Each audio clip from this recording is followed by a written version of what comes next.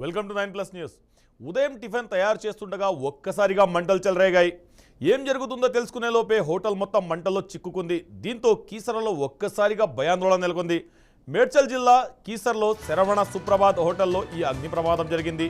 Tiffin తయారు చేస్తున్న సమయంలో సిలిండర్ లీక్ కావడంతో ఒక్కసారిగా మంటలు చెలరేగినట్లు సమాచారం. మంటలు వేగంగా వ్యాపించడంతో హోటల్ కంటైనర్ పూర్తిగా దగ్ధమైంది. ఈ ప్రమాదంలో సుమారు 5 లక్షల మేర ఆస్తి నష్టం జరిగినట్లు తెలుస్తోంది.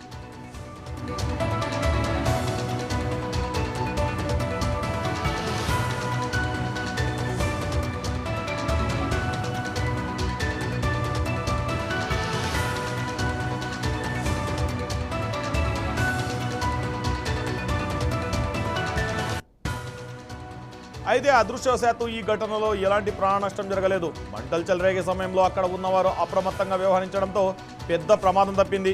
హోటల్ నుండి భారీ మంటలు ఎగిసిపోవడంతో చుట్టుపక్కల ప్రజలు భయాందోళనకు గురయ్యారు. ఎలాంటి ప్రాణ నష్టం జరగకపోవడంతో స్థానికులు ఊపిరి పీల్చుకున్నారు. సిలిండర్ లీక్కు అసలు కారణం ఏంటి, హోటల్లో భద్రతా చర్యలు ఎలా ఉన్నాయి అనే అంశాలపై అధికారులు పరిశీలిస్తున్నారు.